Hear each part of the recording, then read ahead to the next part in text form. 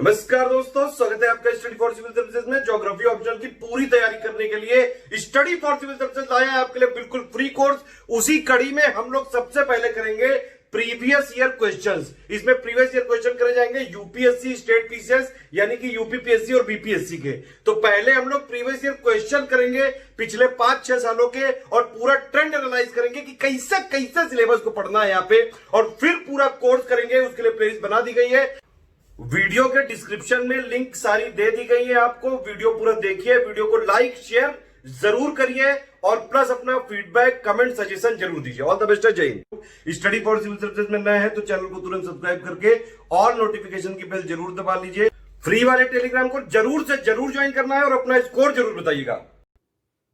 नमस्कार दोस्तों, मैं मुशीर खान स्वागत करता हूं आपका स्टडी फॉर सिविल सर्विसेज के मेंस डिस्कशन सीरीज़ में। आज के अपने इस वीडियो में हम डिस्कस करेंगे जियोमॉर्फोलॉजी यानी कि भौतिक भूगोल से जुड़े जो हमारे मेंस से क्वेश्चंस हैं उनके ऊपर डिस्कशन करेंगे। तो स्टार्ट करते हैं अपना वीडियो, देखते हैं क्वेश्चन नंबर 1 यानी कि कुछ ऐसी प्लेसेस जिनका हमें 30 वर्ड्स में डिस्क्रिप्शन देना होगा फिजिकल, इकोनॉमिकल, कमर्शियल, इकोलॉजिकल और इन्वायरमेंटल या फिर कल्चरल पॉइंट ऑफ व्यू से। तो क्वेश्चन नंबर 1 का जो 1 है जिसमें हमसे पूछा गया पीर पंजाल रेंज। तो पीर पंजाल रेंज की बात अगर हम करें तो सबसे इम्पॉर्टेंट ये कि ये मिडिल हिमालयाज़ में मिलती है। साथ ही अगर हम देखें तो बुर्जिल, बनिहाल, ये जो हमारे इम्पॉर्टेंट पासेस हैं ये भी हमारे इसी मिडिल हिमालयाज़ के पीर पंजाल रेंज में ही मिलते हैं। जवाहर टनल जो कि एक काफ़ी फेमस है वो भी हमें इसी पीर पंजाल रेंज में मिलेगी। और अगर हम पीर पंजाल रेंज की बात करें तो जो हमारा पीर पंजाल रेंज है ये मिडिल हिमालय का पार्ट है। और मिडिल हिमालय हमेशा से ये देखा गया है कि जो मिडिल हिमालय ये टूरिस्ट स्पॉट्स के तौर पे ज़्यादा डेवलप हुए हैं, जैसे कि स्पीति वैली, कांगड़ा वैली, ये कुल्लू वैली। तो ये जितने भी हमारे वैली रीजन्स हैं ये मैक्सिमम हमें मिडिल हिमालयाज़ के रीजन्स में मिलते हैं। और जो पीर पंजाल रेंज है उसमें आने वाले स्पीति और कांगड़ा ये एक इम्पॉर्टेंट है। तो पीर पंजाल रेंज की कुछ ये डिस्क्रिप्शन था जो हम 30 वर्ड्स में दे सकते हैं। नेक्स्ट को देखते हैं नाथुला पास। नाथुला पास यानी कि सिक्किम में मिलेगा हमें। अब अगर ये सिक्किम में मिलेगा तो ये सिक्किम के इंडिया और साथ ही साथ चाइना का एक इम्पॉर्टेंट कनेक्टिविटी या फिर स्ट्रैटेजिक पॉइंट ऑफ व्यू से एक इम्पॉर्टेंट लोकेशन है। अब जो पासेस हैं ये हमेशा हमें एक से दूसरे प्लेस पे जाने के लिए हेल्प करते हैं। तो जो नाथुला पास है ये स्ट्रैटेजिक पॉइंट ऑफ व्यू से बहुत इम्पॉर्टेंट है। जो हमें लोकेशन सिक्किम में है। ट्रेड रिलेशंस तो 30 वर्ड्स में हम कुछ एक्सप्लेनेशन ऐसा दे सकते हैं। अगर हम थर्ड को देखें जॉग फॉल्स, तो जॉग फॉल्स सबको ये बात पता है कि जॉग फॉल शरावती नदी जो कर्नाटका में बहती है उस पर स्थित है। इसको जैरसोप्पा के नाम से भी जाना जाता है। महात्मा गांधी फॉल्स भी हैं। अब ये जो अलग अलग नाम दिए गए हैं ये स्ट्रीम एक ही है, तो जो उसकी स्ट्रीम्स का डिवीज़न हुआ है उसके अलग अलग नाम दे दिए गए हैं। तो जैसे महात्मा गांधी, ऐसे ही जैरसोप्पा, ऐसे ही जॉग फॉल। तो ये सब नाम एक साथ आते हैं क्योंकि ये हेड स्ट्रीम जो है इनकी वो एक ही है, पर जो फर्दर स्ट्रीम्स हैं वो डिवाइड हो गई हैं। अगर हम इसकी हाइट की बात करें तो 253 मीटर इसकी हाइट है। अगर हम फोर्थ देखें अब तो कुद्रेमुख। तो कुद्रेमुख की बात अगर हम करें तो कुद्रेमुख कर्नाटक में है और एक बहुत इम्पॉर्टेंट आयरन ओर रीजन है और यहाँ से आयरन ओर का एक्सपोर्ट भी किया जाता है। और ये वर्ल्ड के बिगेस्ट आयरन माइंस में इसका नाम आता है। तो ये हमारा कुद्रेमुख का रीजन। अब आयरन ओर पे अगर बात आई तो जो हमारा आयरन ओर है इसकी कई क्वालिटीज़ हैं। तो जो प्रीमियम क्वालिटी है उस क्वालिटी को अगर हम देखें तो वो कुद्रेमुख में मिलता है। तो जैसे कि अगर आप देखें तो हेमेटाइट, मैग्नेटाइट, तो ये जो टाइप्स हैं आयरन ओर के, तो इसका जो प्रीमियम क्वालिटी हमें मिलेगा तो वो कुद्रेमुख से मिलता है। अगर हम ऐसे ही फिफ्थ को देखें तो headquarters of north eastern railways यानी कि ये हमारा गोरखपुर में है। अब गोरखपुर में अगर नॉर्थ ईस्टर्न रेलवेज़ के हेडक्वार्टर की बात आए गोरखपुर, और अगर इसके डिवीज़न्स की बात आए तो अगर 30 वर्ड्स में एक्सप्लेनेशन देना है तो हम इसको ये कह सकते हैं, एक आइजेट नगर डिवीज़न है जो बरेली में है, वह इसके अंतर्गत आता है। एक लखनऊ डिवीज़न है वो इसके अंतर्गत आता है और साथ ही साथ वाराणसी का एक डिवीज़न है वो इसमें आता है। तो ऐसे ये 3 डिवीज़न से मिलकर बना है हमारा जो ये गोरखपुर का नॉर्थ ईस्टर्न रेलवेज़ हेडक्वार्टर है, जहाँ पर इसका हेडक्वार्टर स्थित है। तो यहाँ पर हम कुछ ऐसे डिस्क्रिप्शन दे सकते हैं। अब जो ये मैप बेस्ड क्वेश्चन कराने का जो मेरा एक ही लॉजिक है कि देखें जो ये प्लेसेस हैं आपसे पीटी एग्ज़ाम्स में भी पूछी जाती हैं। अब पीटी एग्ज़ाम से बढ़ के यानी कि टीयर 2 एग्ज़ाम जो है वो मेंस है, तो यहाँ पर उससे थोड़ा और ज़्यादा आपसे पूछा जाता है। तो जब भी आपसे पीटी में कोई प्लेसेस पूछी जाती हैं या करंट में कोई न्यूज़ में कोई प्लेसेस हाईलाइट होती हैं तो आप उन्हें मैप पे ज़रूर लोकेट करें। जैसे जैसे आप उनको लोकेट करेंगे तो उसका एक बेनिफिट आपको पीटी एग्ज़ाम में भी मिलेगा, और जब आपको उनके पास उनकी इन्फॉर्मेशन मिलती जाएगी तो आप उनको यूज़ मेंस एग्ज़ाम में भी कर सकते होंगे। बार बार मैप पे लोकेट करेंगे तभी आपको प्लेसेस का एग्जैक्ट इन्फॉर्मेशन मिलेगा कि कौन कहाँ पर लोकेटेड है।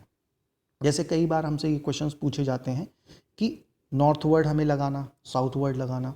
तो जैसे कि अगर हम देखें नॉर्थ से साउथ लगाएं तो यहाँ पर हमसे कभी पूछा जाता है प्लेसेस के बारे में, जैसे सिटीज़ हैं उनके बारे में, कभी पूछा जाता है लेक्स के बारे में, कभी पूछा जाता है रेंजेस के बारे में। तो जब हमें ये पता होगा तभी हम इसको लगा सकते हैं। बिल्कुल ऐसे ही ईस्ट टू वेस्ट, तो अगर हम ईस्ट टू वेस्ट बात करें तो जैसे मुंबई है, जैसे कि हमारा कोलकाता है, तो जो हमारा इसका लोकेशन है वेस्ट टू ईस्ट हमें ये पता होना चाहिए।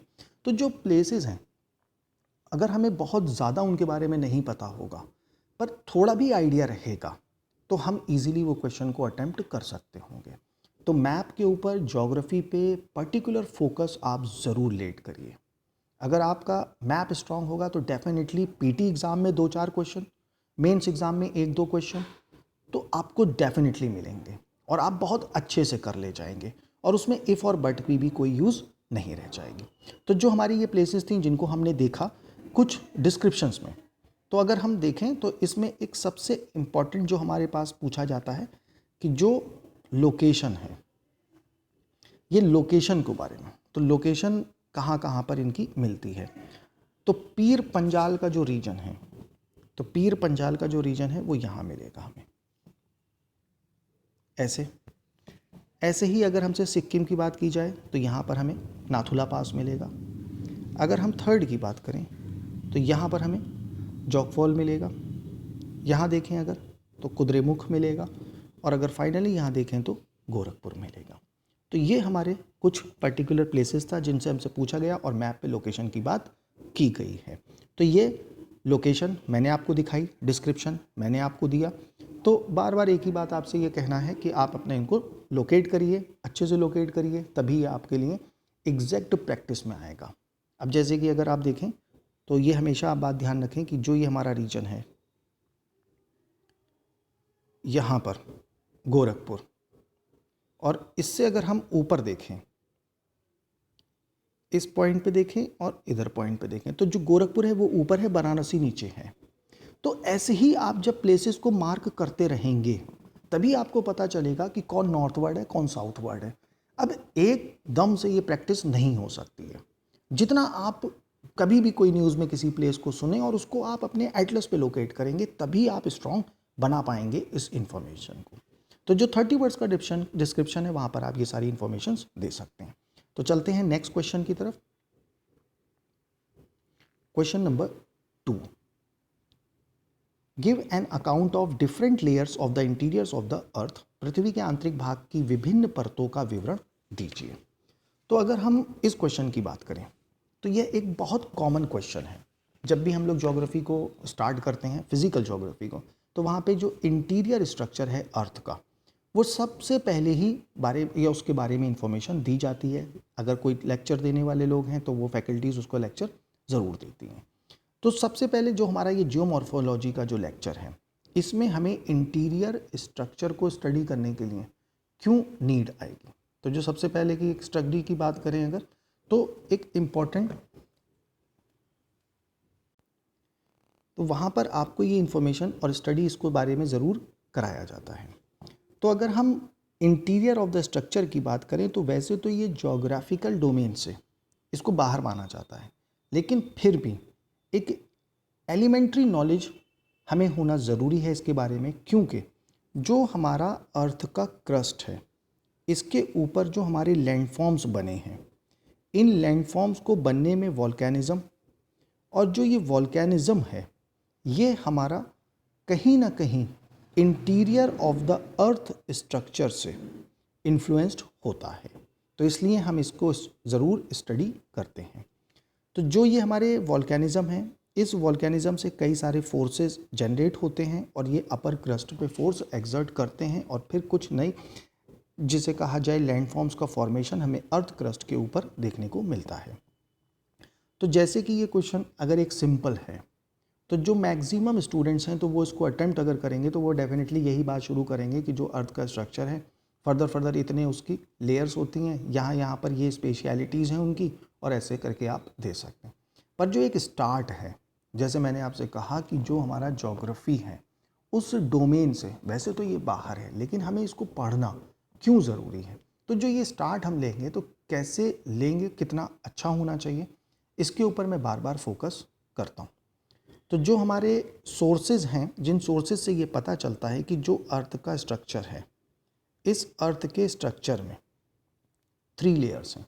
तो सबसे पहले जो हमारे कुछ सोर्सेज, तो उनमें आर्टिफिशियल सोर्सेज, जैसे कि आप देखें जो अर्थ क्रस्ट है उसकी डेंसिटी हमें कुछ अलग मिलती है और थोड़ा भी अगर हम डेप्थ में जाएं तो डेंसिटी जो है वो वेरी करने लगती है।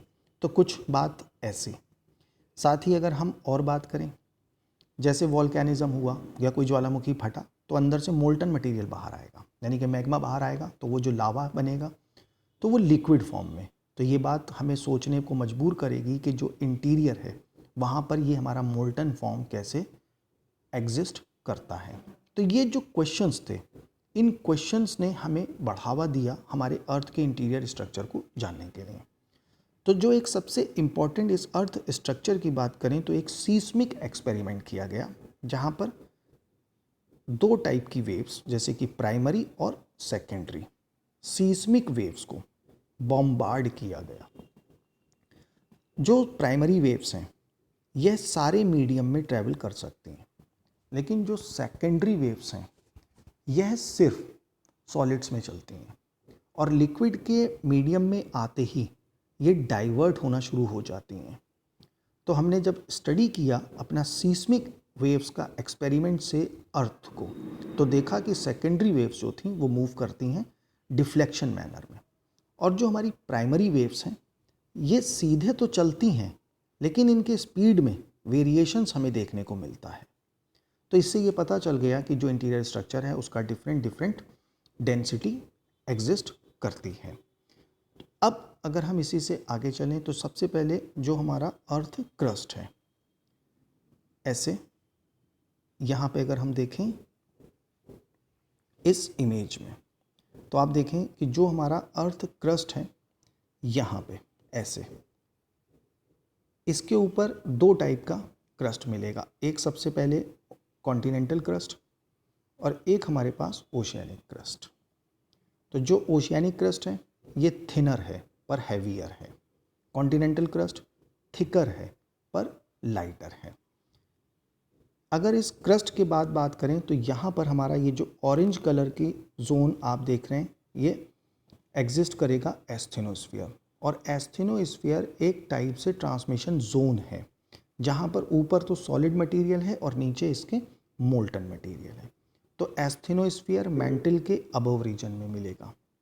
क्रस्ट के अगर हम और नीचे की साइड जाएं तो आप देखेंगे जो ब्राउन कलर की रीजन है, इस ब्राउन कलर में ये मेनली लिथोस्फीयर का लास्ट है। तो लिथोस्फीयर में हमारे पास में ओशियानिक क्रस्ट, कॉन्टिनेंटल क्रस्ट और अपर पार्ट आता है एस्थेनोस्फीयर का। फिर एस्थेनोस्फीयर एग्जिस्ट करेगा और उसके नीचे मेंटल एग्जिस्ट करेगा, फिर कोर एग्जिस्ट करेगा। ऐसे अगर हम इसको डाउनवर्ड देखते चले जाएं तो जो ओवरऑल इसकी डेप्थ है वो 6300 किलोमीटर है।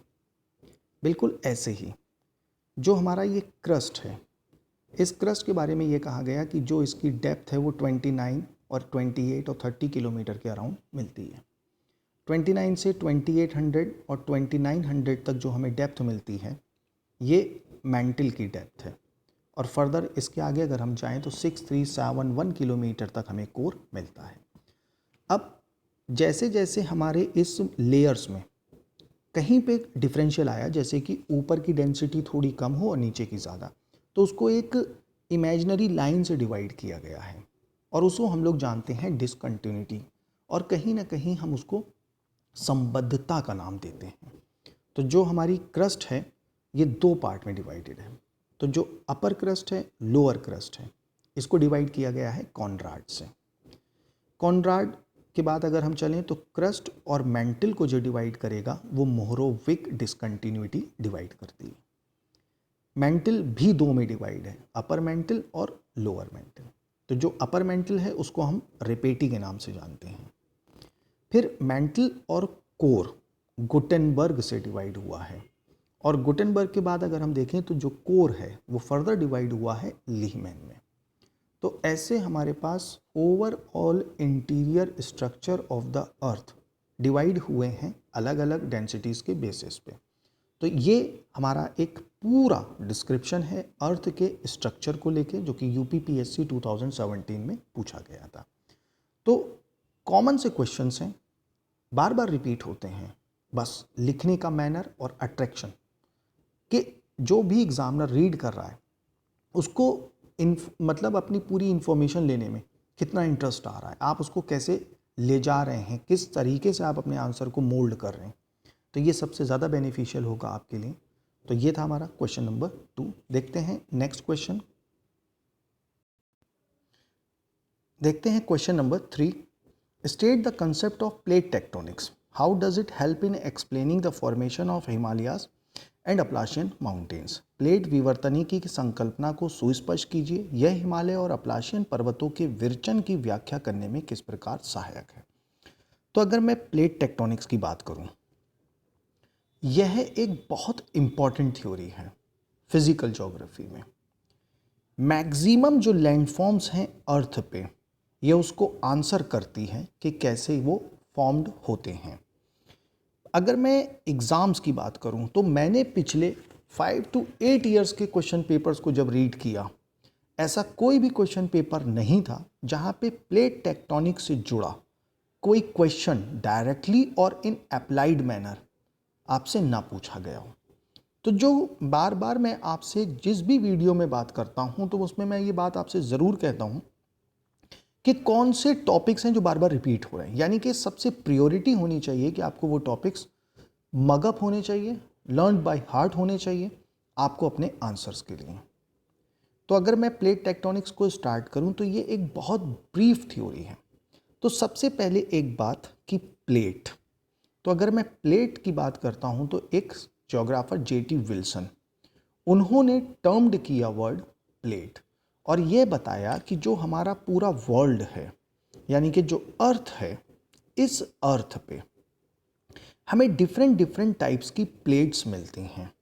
अब डिफरेंट डिफरेंट टाइप्स की प्लेट दो टाइप से मैं उनको क्लासिफाई कर सकता हूँ। एक प्लेट तो ओशियानिक, जो ओशियानिक क्रस्ट के ऊपर होगी। एक प्लेट कॉन्टिनेंटल, जो कॉन्टिनेंटल क्रस्ट के ऊपर होगी।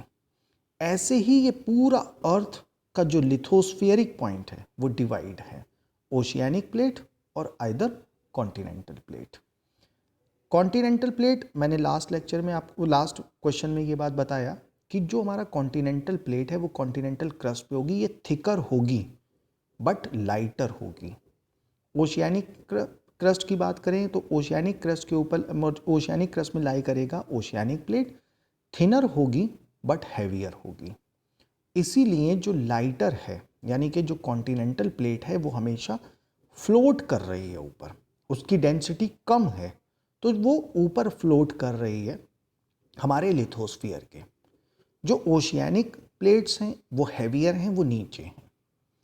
मैक्सिमम केसेस में ये देखा जाता है कि जब ओशियानिक प्लेट कॉन्टिनेंटल प्लेट से टकराती है तो वो हैवियर होने के कारण कहीं ना कहीं उसमें सब्सिडेंस देखने को मिलता है, यानी कि जो भारी चीज़ है वो तो नीचे ही रहेगी और जो हल्की चीज़ है वो ऊपर रहेगी। तो जो प्लेट्स की थ्योरी है वो हमें सबसे पहला ये बताती है कि जो पूरा वर्ल्ड है उसका जो लिथोस्फियर है वो डिफरेंट टाइप्स की प्लेट्स में बना है, ओशियानिक प्लेट और कॉन्टिनेंटल प्लेट। तो यहाँ से हम अपने क्वेश्चन के आंसर को स्टार्ट कर सकते हैं।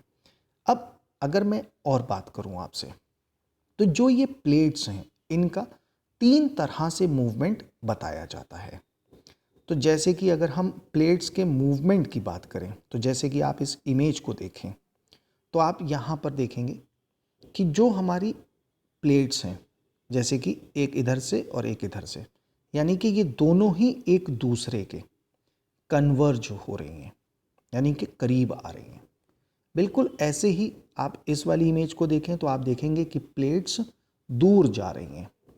और अगर आप तीसरे को देखेंगे तो यहाँ पर अगर मैं बात करता हूँ आपसे, तो ना तो ये एक दूसरे के करीब आ रही हैं, ना एक दूसरे से ये दूर जा रही हैं, परंतु यह एक दूसरे से सबसाइड होके आगे की तरफ मूव करती हैं।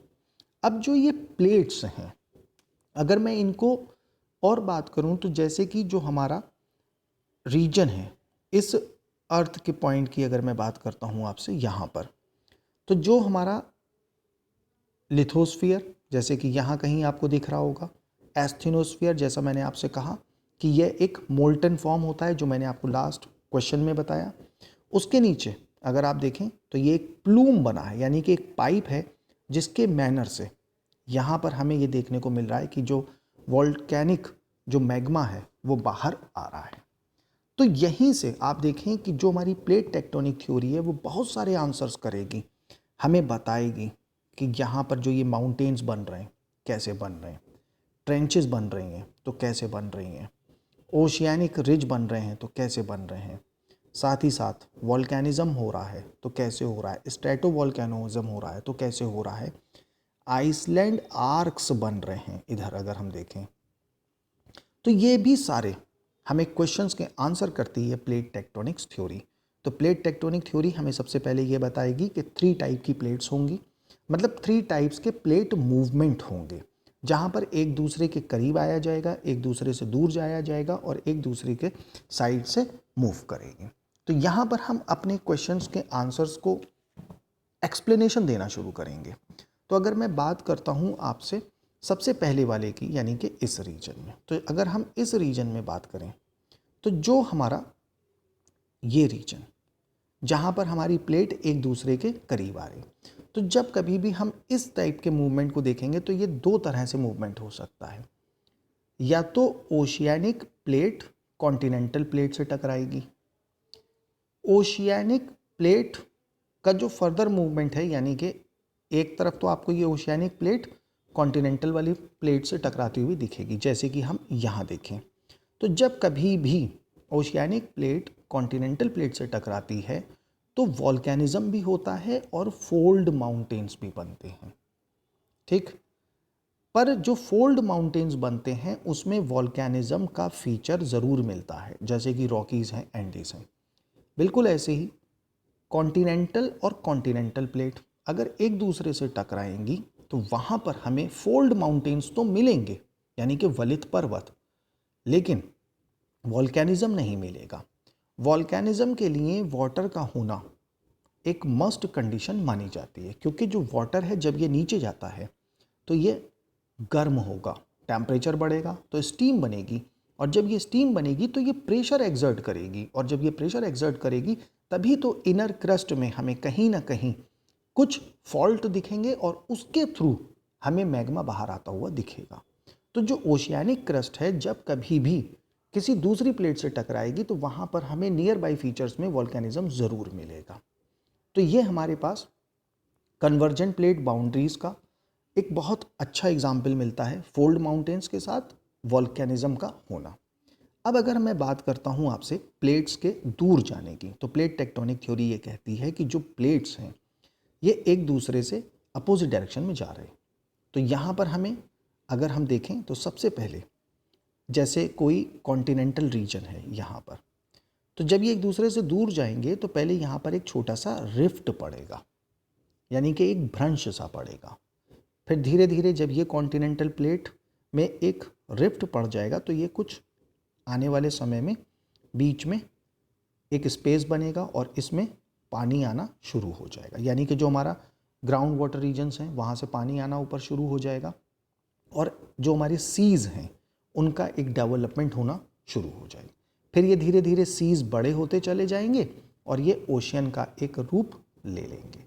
तो इस टाइप से अगर आप देखें, जैसे नॉर्थ अमेरिका, साउथ अमेरिका, बीच में अटलांटिक ओशन और इधर यूरोप और नीचे अफ्रीका, यानी कि ऐसे, बिल्कुल ऐसे ही अफ्रीका की अगर हम आज प्रेजेंट टाइम में बात करें तो उसके लिए भी ये कहा जाता है कि जो अफ्रीका का इजिप्ट अफ्रीकन वाला रीजन है, वहाँ पर रिफ्ट वैली जो बनी है और रिफ्ट बने हैं, उसी से वहाँ पर इतने सारे लेक्स का फॉर्मेशन हुआ। जैसे कि अगर आप देखें लेक वोल्टा है, लेक एडवर्ड है, लेक एल्बर्ट है, लेक टाना है, तो ये जितने भी लेक्स का फॉर्मेशन हुआ है वो इसी बात का एक सिंबल है कि आगे चल के वो सब एक सीज़ में कन्वर्ट होंगे। और जो अफ्रीका का जो ये हमारा सोमालियन हॉर्न की बात करते हैं या अफ्रीकन हॉर्न की बात करते हैं, वो पूरा लैंड रीजन वहाँ से टूट जाएगा और बीच में एक सीज़ यानी कि जो रेड सी है उसमें एक्सपेंशन देखने को मिलेगा। तो ऐसे हमारे पास कॉन्टिनेंटल प्लेट में डिवीज़न होगा और वो एक्सपेंड करता चला जाएगा। तो पहले सी का, पहले एक रिफ्ट, फिर एक नासेंट सी और फर्दर ओशियन में उसको कन्वर्ट हो जाना। अब अगर ऐसे ही हम बात करें ओशियन की, तो ओशियन के एक हमारा डाइवर्जेंट मूवमेंट का सबसे बड़ा जो हमें एक लॉजिक देखने को मिलता है वो मिलता है मिड ओशियानिक रिज, यानी कि जो हमारे मध्य महासागरीय कटक बनते हैं बीच में, जहाँ पर हम ये देखते हैं कि जो हमारा लिथोस्फीयर और एस्थेनोस्फीयर का रीजन है वहाँ से मैग्मा ऊपर चढ़ना शुरू होता है और वो ऐसे मूव करना शुरू करता है। जैसे यहाँ से आया थोड़ा सा ऐसे ऐसे धीरे धीरे ये एक्सपेंड होता चला जाएगा और आगे की तरफ बढ़ता चला जाएगा। तो ऐसे हमारे पास डाइवर्जेंट प्लेट बाउंड्रीज में ओशियानिक प्लेट्स में एक्टिविटी देखने को मिलती है। अब अगर हम देखें बिल्कुल सिमिलर मैनर में, तो जो हमारे पास कन्वर्जेंट प्लेट बाउंड्री है, यानी कि ये हमें एग्जाम्पल जो सबसे अच्छा देखने को मिलता है वो यहाँ मिलेगा।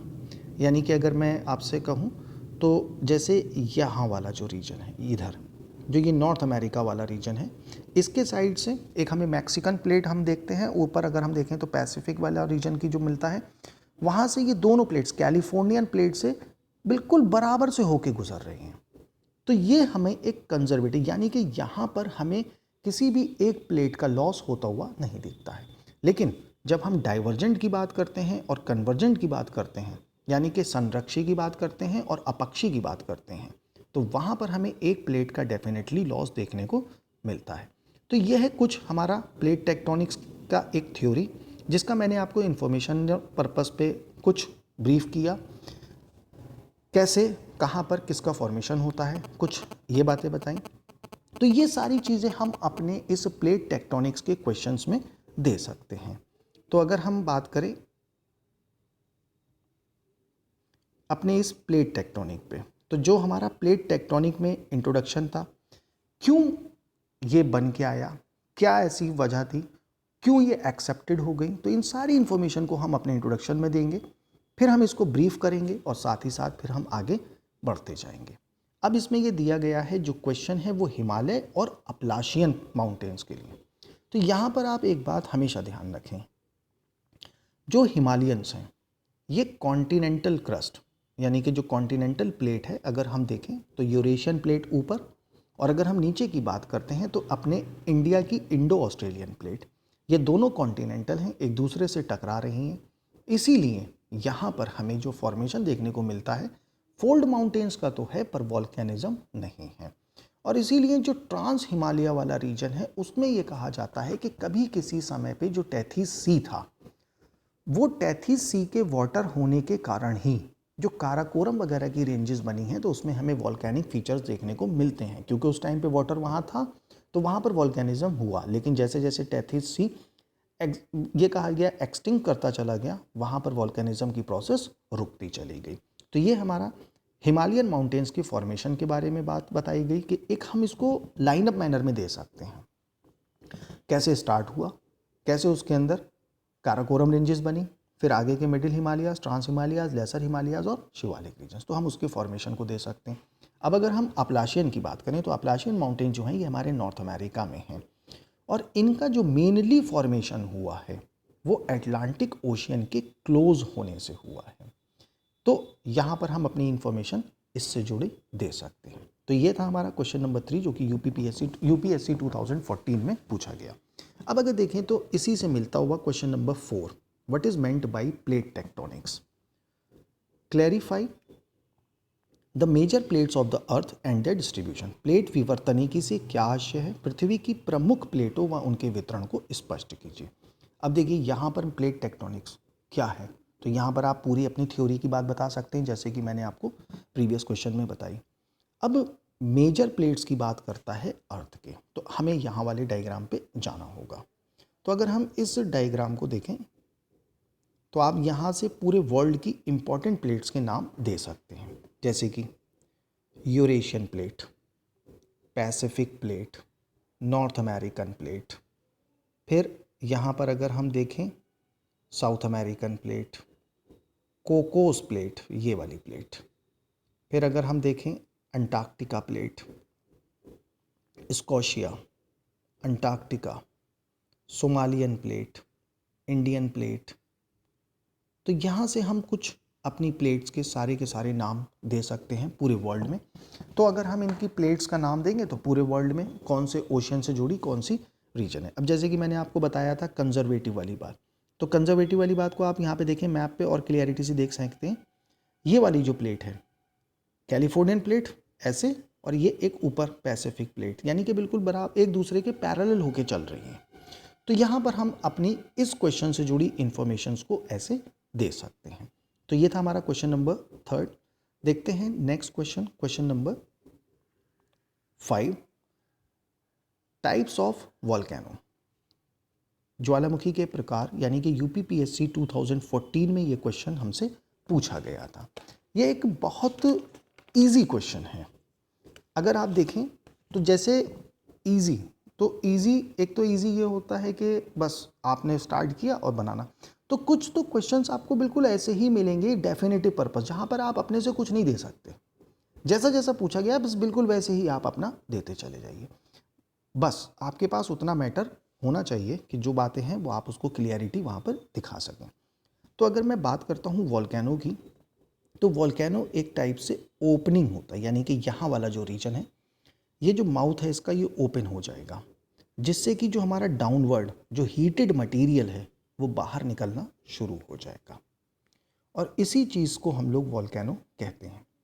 अब इस वॉल्केनो से कंटिन्यूअसली हमारी गैसेस हैं, स्टीम है, वेपर है, लिक्विड लावा है, और जो हमारे रॉक मटेरियल हैं, छोटे छोटे जो हमारे पत्थरों के टुकड़े हैं, वो मोल्टन फॉर्म में वो हमारे इंटीरियर ऑफ द अर्थ से ऊपर आते हैं और धीरे धीरे ये हमारे अर्थ की सरफेस पर फैलते चले जाते हैं। बस यही हमारा वॉल्केनो है। अब अगर हम बात करें वॉल्केनो, तो इसको कई टाइप से हम लोगों ने क्लासीफाई किया। अब जैसे कि देखिए कई टाइप से करने का क्लासिफिकेशन में एक सबसे पहला जो हमारा क्लासिफिकेशन होता है वॉल्केनो का, वो on the basis of mode of eruption, यानी कि जो उनसे इरप्शन हो रहा है, जो हमारा उत्सर्जन हो रहा है, वो कैसे हो रहा है। तो सबसे पहले की अगर मैं बात करता हूँ तो इसमें एक नाम आएगा, जो हमारा इरप्शन है उसमें पहले का नाम आएगा सेंट्रल इरप्शन टाइप। अब अगर हम सेंट्रल इरप्शन की बात करें, यानी कि इसके मध्य भाग से इरप्शन होता हुआ हमें दिखेगा, तो इस फर्स्ट डिवीज़न को या क्लासिफिकेशन को हम फर्दर भी डिवाइड करेंगे किन किन टाइप में होगा। तो पहला सेंट्रल इरप्शन टाइप, उसके अंतर्गत हम लिखेंगे हवाईयन। सबसे इम्पॉर्टेंट, कई बार नाम आएगा, हवाई आइलैंड्स ग्रुप है, नॉर्थ अमेरिका के रीजन में जाके आप देखेंगे एटलस पे, तो वहाँ आपको ये मिलेंगे। ये सबसे क्वाइट नेचर का इरप्शन होगा, यानी कि बिल्कुल शांत, लगातार वहाँ से इरप्शन हो रहा है लेकिन क्वाइट। और ये कहा गया कि इसके अंदर कोई भी ऐसा वॉयलेंस देखने को नहीं मिलता है, और ना ही ये फेरोशियस हैं, यानी कि बहुत ज़्यादा जैसे कहा जाए कि ये शोर के साथ फटे या बहुत दूर तक इनका कुछ हमें इरप्शन देखने को मिले, ऐसा बिल्कुल नहीं होता है। तो ये हमारा हवाईयन ए टाइप। हवाईयन के बाद एक नाम आएगा स्ट्रोम्बोलियन टाइप, और जो ये क्लासिफिकेशन है उसमें भी जो वॉल्केनिक नेम्स हैं उन्हीं के आधार पे इनके इरप्शन को डिवाइड किया गया। अब जैसे कि हम बात करते हैं स्ट्रोम्बोलियन, तो स्ट्रोम्बोलियन में जो हमें इरप्शन मिलता है देखने को, वो हवाईयन से ज़्यादा तेज़ मिलता है। ऐसे ही अगर हम बात करें जो हमारा इसके अंतर्गत सी टाइप है, तो उसमें एक नाम आएगा वल्केनियन, जो कि एक हमारा लिपारी, यानी कि जो इटली के करीब लिपारी आइलैंड है वहीं पर ही हमें मिलता है वल्केनियन। तो उस वल्केनियन टाइप में जो हमें वॉल्केनोज इरप्ट होते हुए दिखते हैं वो ये दिखते हैं कि ये बहुत फोर्स के साथ इरप्ट करते हैं, और जितनी तेज़ी के साथ इनका लिक्विड मटेरियल बाहर आता है उतनी ही तेज़ी से ये ठंडा भी हो जाता है। तो ये हमारा वल्केनियन टाइप था। इसके बाद अगर हम बात करें तो एक पीलियन टाइप का, तो जो हमारा पीलियन टाइप है उसमें ये कहा गया कि जो हमारा मार्टिनिक आइलैंड्स हैं कैरिबियन सी में, वहाँ पर जो हमें ज्वालामुखी एक दिखता है पीले, उसकी इंटेंसिटी सबसे तेज़ है। और ये कहा गया कि इन सब में सबसे तेज़ पीलियन टाइप की, और वो भी एक बहुत आवाज़ के साथ इरप्शन मिलता है। बिल्कुल ऐसे ही पीलियन टाइप में क्राकाटोआ एक वॉल्केनो है इंडोनेशिया, वो भी इसी के अंतर्गत आता है। तो पीटी यानी एग्ज़ाम में हमें इन सारे वॉल्केनोज़ के लोकेशंस पता हों। मेंस के लिए हम एक स्टेप और आगे जाएंगे कि कौन सा जो वॉल्केनो है वो किस ग्रुप में आता है। तो यहाँ पर हमने देखे हवाई टाइप, स्ट्रोम्बोलियन टाइप, वल्केनियन टाइप और पीलियन टाइप। सबसे लास्ट अगर हम चलते हैं तो वेसुवियस टाइप। इनके बारे में ये कहा जाता है यह लगभग सिमिलर हैं हमारे वल्केनियन से और स्ट्रोम्बोलियस से, इसीलिए इनका ग्रुप अलग तो बनाया गया, लेकिन कहीं ना कहीं थोड़े फीचर्स इनके मिलते हैं वल्केनियन से और स्ट्रोम्बोलियन से। तो जो सबसे ज़्यादा जिसे कहा जाए कि वॉयलेंट हैं इरप्शन में, वो पीलियन टाइप हैं, जो हमें कहाँ मिलता है देखने को, कैरिबियन सी में, और क्राकाटोआ इंडोनेशिया वो भी इसी के अंतर्गत आता है।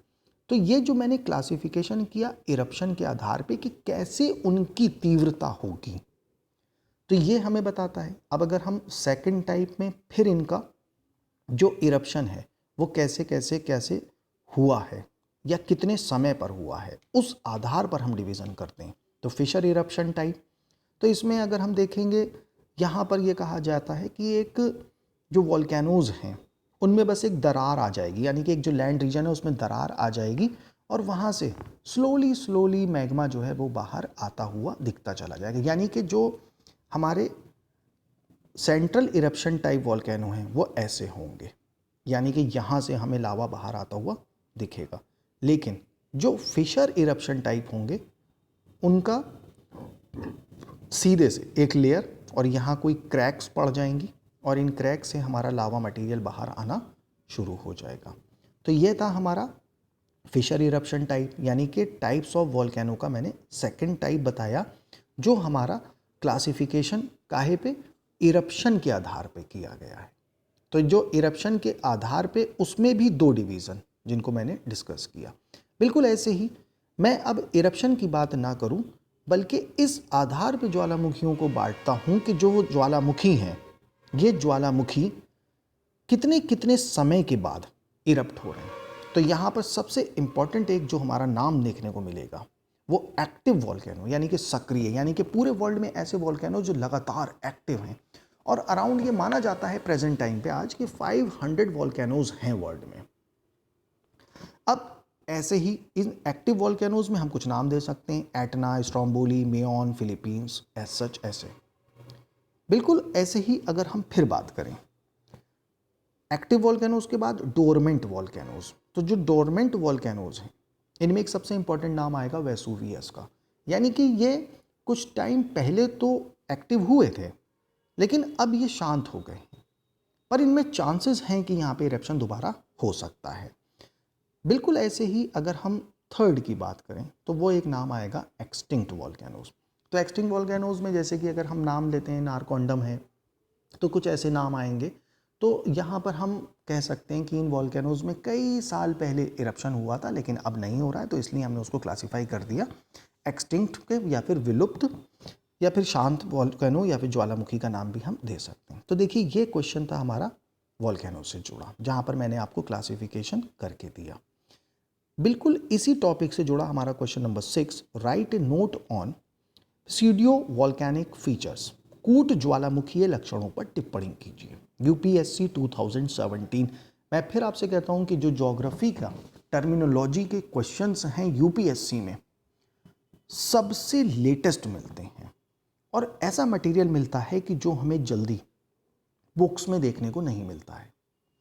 तो इनके लिए इंफॉर्मेशन हमारे पास सिर्फ एक ही है कि हम अपने करंट को जितना अच्छे से फोकस रखें।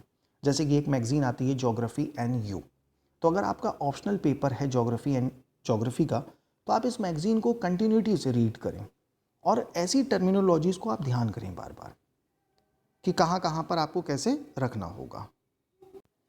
तो आप स्टडी करते रहिए और जो भी उनमें ज्योग्राफी से रिलेटेड आपको कुछ ऐसा इंपॉर्टेंट डेटा मिलता है, आप उसको ज़रूर कहीं ना कहीं रिकॉर्ड में रखिए अपने पास।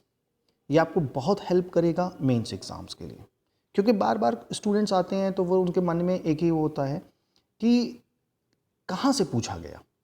तो कुछ तो क्वेश्चंस ऐसे मिलेंगे आपको 50%, 60%, 70%, 80%, जहाँ पर डेफिनेटली आपको कहीं ना कहीं बुक्स में उनका मैटर मिल जाएगा।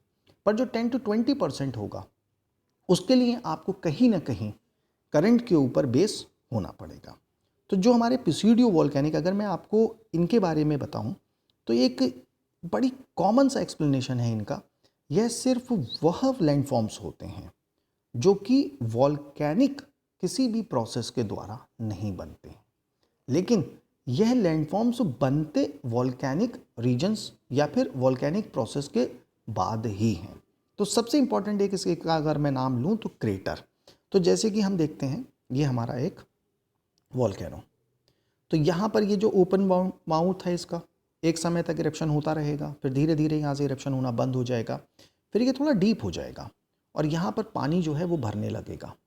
तो जब यहाँ पे वाटर का एक्यूमुलेशन हो जाएगा तो ये एक क्रेटर का टाइप ले लेगा और इसी को हम लोग क्रेटर लेक का नाम दे देते हैं।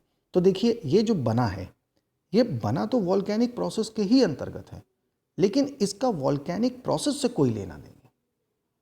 तो इन सारे के सारे हम जो फीचर्स हैं उनको हम पिसीडियो वॉल्केनिक फीचर्स कहते हैं। बिल्कुल ऐसे ही सॉल्ट प्लग और सॉल्ट डोम, जो कि डिफरेंट टाइप्स की जो हमारी लेयर्स होती हैं रॉक्स की, उसमें वाटर का एक्यूमुलेशन से जो सॉल्ट है वो ऊपर आता चला जाएगा और उसको हम लोग सॉल्ट डोम का शेप के रूप में देखने लगेंगे। तो ये और हमारा फॉर्मेशन होगा सॉल्ट प्लग या फिर सॉल्ट डोम का। तो ये भी एक ऐसा लैंडफॉर्म है जो कि वॉल्केनिक प्रोसेस से नहीं बनता है, लेकिन वॉल्केनिक प्रोसेस हो जाने के बाद बन जाया करता है।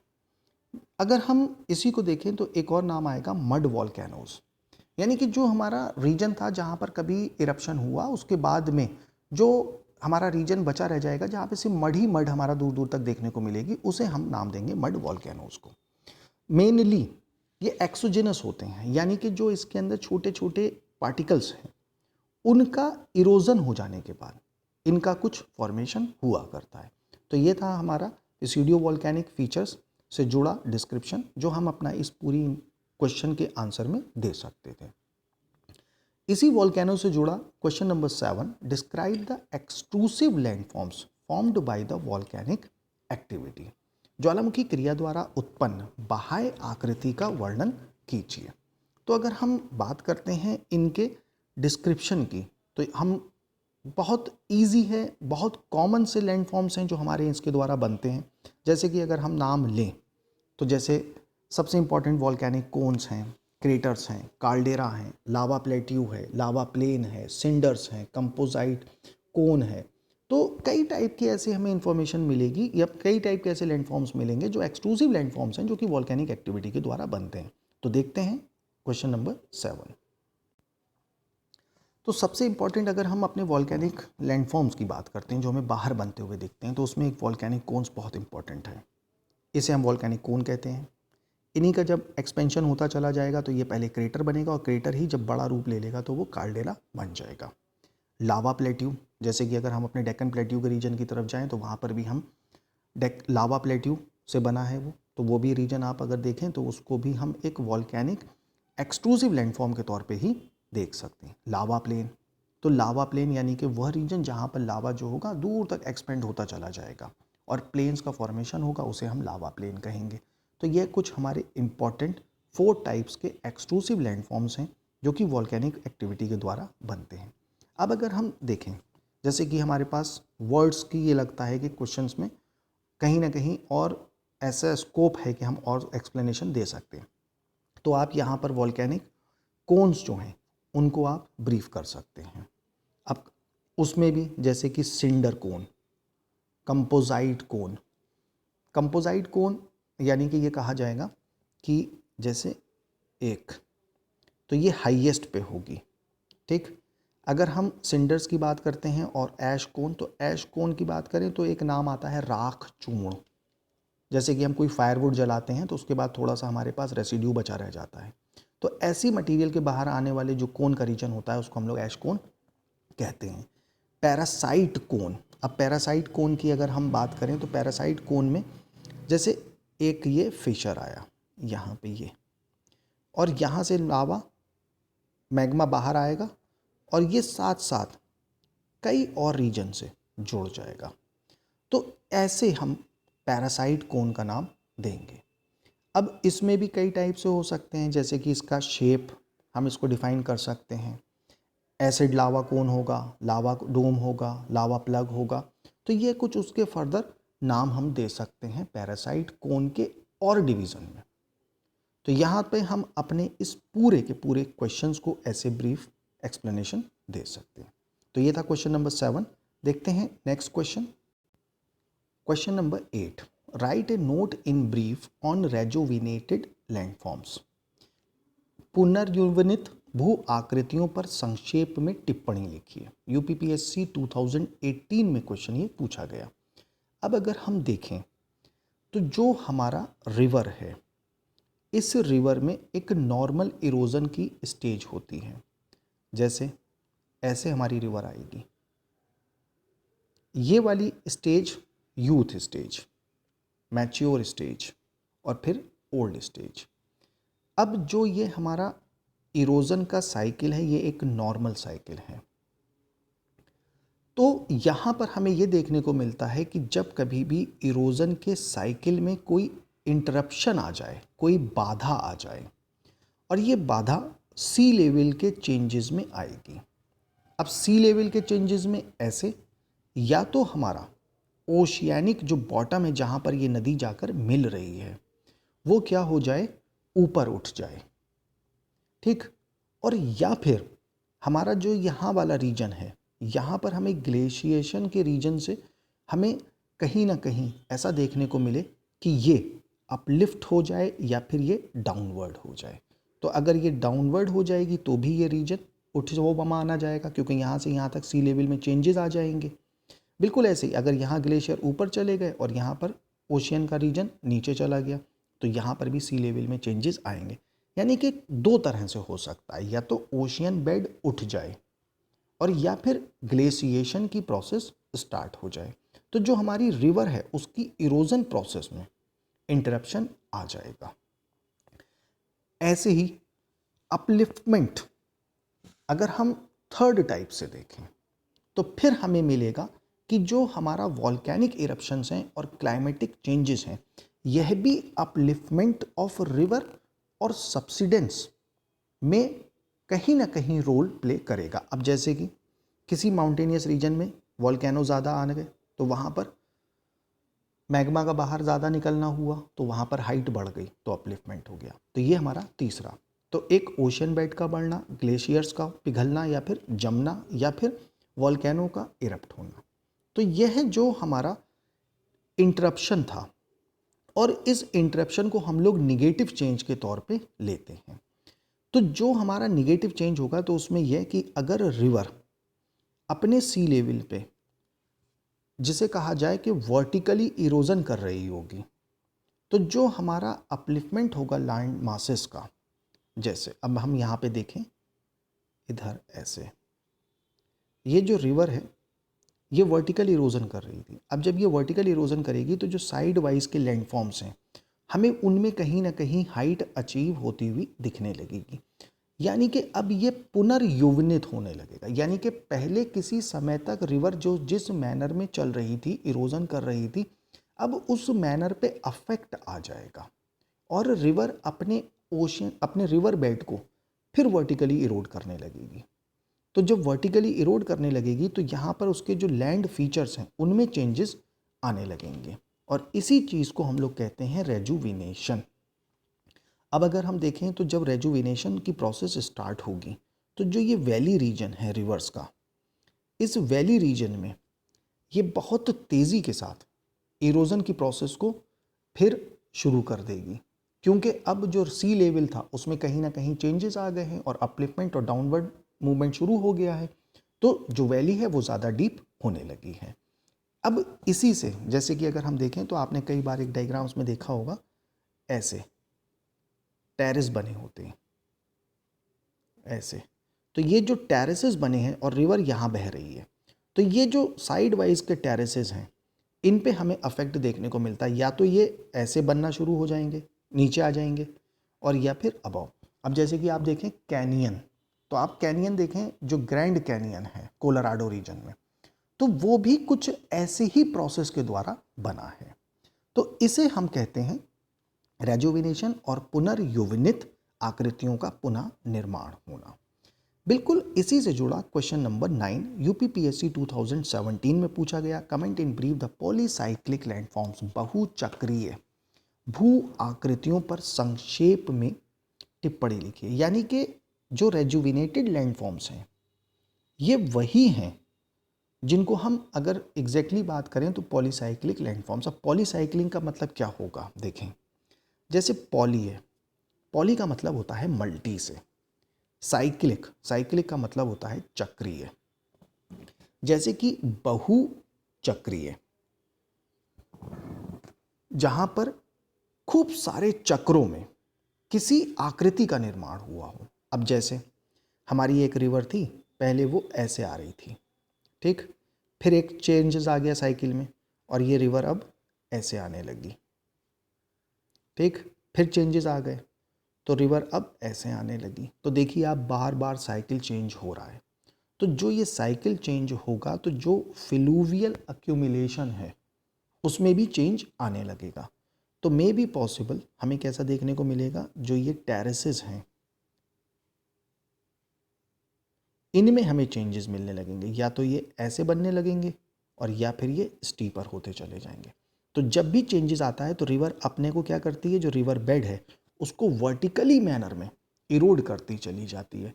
तो जो हमने रेजुविनेटेड लैंडफॉर्म्स देखे वही जो फॉर्मेशन है वो पॉलीसाइक्लिक लैंडफॉर्म्स की होती है। तो देखिए क्वेश्चंस हैं 2018 में पूछा, 2017 में क्या पूछा गया था। तो बार बार क्वेश्चंस को कुछ नए तरीके से पेश किया जाता है। तो आपको ये बात ध्यान रखनी है कि जो उनकी वर्डिंग्स हैं कहाँ पर कैसे यूज़ की गई हैं, या फिर जो टर्मिनोलॉजी है, जब कभी आप अपने ब्रीफ में बुक्स को पढ़ें तो वहाँ पर आप इस बात का ध्यान रखें कि कौन सी चीज़ों को किस नाम से और जाना भी जाता है। तो ये था हमारा क्वेश्चन नंबर 9 जिनको हमने डिस्कस किया। चलते हैं नेक्स्ट क्वेश्चन की तरफ। Question number 10, describe the landforms formed by the depositional work of glacier. हिमनदों के निक्षेपण क्रिया द्वारा निर्मित स्थल रूपों का वर्णन कीजिए। क्वेश्चन पूछा गया था यूपीपीएससी 2018 में, यानी कि सबसे लेटेस्ट क्वेश्चन है ये जो यूपीपीएससी का अब तक के जितने भी एग्ज़ाम्स हुए हैं उनमें। तो अगर हम देखें ग्लेशियर्स के लैंडफॉर्म, तो जब हम पीटी एग्ज़ाम्स में पढ़ते हैं तो बहुत सारे ऐसे हमारे लैंडफॉर्म्स हैं जो जैसे कि रिवर्स के द्वारा बनते हैं। जैसे कि हम बात करें अगर तो ग्लेशियर्स के द्वारा फॉर्म्ड होते हैं। बिल्कुल ऐसे ही कुछ लैंडफॉर्म्स हैं जो by the movement of air बनते हैं। तो जो हम पीटी एग्ज़ाम्स में पढ़ते हैं तो वहाँ पर हमसे डायरेक्टली क्वेश्चन पूछा जाता है इनमें से कौन सा ऐसा लैंडफॉर्म है जो कि ग्लेशियर से बनता है, वॉल्केनो से बनता है, तो वहाँ पे उस टाइप से। लेकिन जब हम मेंस की बात करते हैं तो वहाँ पर उस चीज़ को वन स्टेप फर्दर पूछा जाता है, जो भी एक पर्टिकुलर जिसे कहा जाए सोर्स है उससे जो लैंडफॉर्म बनते हैं उनके डिस्क्रिप्शन को। तो अगर मैं इसकी बात करूँ तो इसके लिए सबसे बेटर होगा कि हम एक इमेज पे देखें। तो जैसे कि ये एक इमेज है जहाँ पर सिर्फ उन लैंडफॉर्म्स के बारे में बात की गई है जो कि ग्लेशियर से फॉर्म्ड होते हैं। तो अगर हम देखें तो सबसे पहले जैसे ये हमारी एक टिप है, तो इस टिप पे अगर देखें तो वहाँ से हमारे पास एक ग्लेशियर मिलता है और इस ग्लेशियर का मूवमेंट डाउनवर्ड होता है। तो जब ये डाउनवर्ड होगा तो जो अपना बैक रीजन है, जैसे कि यहाँ से ग्लेशियर नीचे मूव करेगा, तो जो ये जिसे कहा जाए बहुत बड़े बड़े जो आइस के ब्लॉक्स हैं वो मूव करते हैं डाउनवर्ड। तो जब मूव करते हैं तो अपने बैक साइड में ये कुछ रीजन्स को इरोड करते चलते हैं और उनसे ही कुछ लैंडफॉर्म्स बना करते हैं। तो मैक्सिमम जो लैंडफॉर्म्स हैं जो ग्लेशियर से बनते हैं वो इरोजनल लैंडफॉर्म्स होते हैं। तो उन लैंडफॉर्म्स में सबसे ज़्यादा अगर हम इम्पॉर्टेंट बात करें तो देखिए सबसे ऊपर टॉप पे सिर्क के नाम से अगर हम देखें तो ये जो हमारा कर्वेचर है इसको हम एरीड के नाम से देते हैं। फिर जैसे कि यहाँ पर आप देखें तो ये ग्लेशियर का मूवमेंट है कि डाउनवर्ड हो रहा है, तो ये जो हमारा डाउनवर्ड मूवमेंट हो रहा है तो ये बैक साइड से कुछ इरोजन करता हुआ आ रहा है। तो यहाँ पर हमारे पास दो लैंडफॉर्म तो हमने जैसे कि ये देखे सिर्क, एरिड और उसके साथ साथ कोल, यानी कि जो ये कर्वेचर्स में हमें देखने को मिला। अब ये जो ग्लेशियर्स डाउनफॉल आता है तो यहाँ पर हमें कई जगहों पे कुछ वाटरफॉल्स टाइप के भी बनते हुए दिख जाते हैं, बहुत रेयर। जैसे कि अगर आप देखें तो पिथौरागढ़ डिस्ट्रिक्ट है तो वहाँ पर भी आपको कुछ ऐसे ही वाटरफॉल्स की फॉर्मेशन देखने को मिलेगी। तो ये एक हिमालय का एग्जाम्पल है। तो वहाँ पर रिवर बेड और रिवर के द्वारा बन नहीं रहा है, वो ग्लेशियल मूवमेंट के द्वारा वाटरफॉल्स बन जाया करते हैं। सबसे इम्पॉर्टेंट बार बार पूछा जाएगा यू शेप वैली, तो जो यू शेप वैली है वो ग्लेशियल लैंडफॉर्म्स के द्वारा फॉर्म्ड होती है। साथ ही साथ एक बहुत इम्पॉर्टेंट है हैंगिंग वैली। तो जो ये हैंगिंग वैली ये भी एक हमारा लैंडफॉर्म है जो कि ग्लेशियर से फॉर्म्ड होता है। तो मेजर हम अपने ये सारे के सारे लैंडफॉर्म्स के बारे में इंफॉर्मेशन दे सकते हैं। जैसे कुछ एक ये डायग्राम है तो वहाँ पर हम कुछ इमेज दे सकते हैं। अब ये जो इमेज है ये 3D टाइप में है, तो इसको आप एग्जैक्टली वहाँ पर शो नहीं कर सकते, लेकिन फॉर इंफॉर्मेशनल पर्पज़ आप कुछ एक डायग्रामेटिक मैनर में इसको ड्रॉ कर सकते हैं ताकि एक हमें ये पता चल जाए कि कहाँ कहाँ पर कौन सी चीज़ें होती हैं। बहुत इम्पॉर्टेंट की बात करें अगर तो ट्रफ लेक, वो भी एक हमारे ग्लेशियर का ही लैंडफॉर्म्स का ओरिजिन हुआ करता है। तो ये हमारे कुछ लैंडफॉर्म्स थे जो कि मेनली जो फॉर्म्ड होते हैं by the work of glacier. तो ये था हमारा क्वेश्चन नंबर 10। देखते हैं next question. Question number 11, explain weathering and mass wasting and explain their geomorphic significance. अपक्षय और वृहत क्षरण की व्याख्या कीजिए तथा उनके भू आकृतिक महत्व का वर्णन कीजिए। एक बहुत इम्पॉर्टेंट इरोजनल के टॉपिक की अगर हम बात करें तो उससे रिलेटेड ये क्वेश्चन है जो कि पूछा गया यूपीएससी 2014 में। तो सबसे पहले अगर हम बात करें वेदरिंग, यानी कि एग्जैक्ट जो हमारी वेदरिंग है वो है क्या। तो जो वेदरिंग है तो जैसे हमारे बहुत बड़े बड़े जो रॉक्स हैं उनका छोटे छोटे पार्टिकल्स का जो टूटना है और उनका डिसइंटीग्रेशन होना, तो यह चीज़ वेदरिंग कहलाती है। और हम वेदरिंग यह भी कह सकते हैं कि जो वेदरिंग हमारी प्रोसेस है वो एक ऐसी प्रोसेस जिसमें रॉक्स का जो ब्रेकडाउन होगा वो केमिकल और मैकेनिकल प्रोसेस के थ्रू होगा। यानी कि जो बड़े बड़े रॉक्स हैं उनका जो फिज़िकल और केमिकल जो डिसइंटीग्रेशन होगा उनको हम वेदरिंग कहेंगे। अब अगर हम देखें तो फिज़िकल और मैकेनिकल जो अफेक्ट हैं जिनसे वेदरिंग होती है, तो जो अपक्षय है, तो जैसे कोई एक हमारा बड़ा रॉक है, खूब ज़्यादा टेम्परेचर वहाँ पर उस रीजन में हुआ तो वो रॉक भी क्या होने लगा, हीट करने लगा।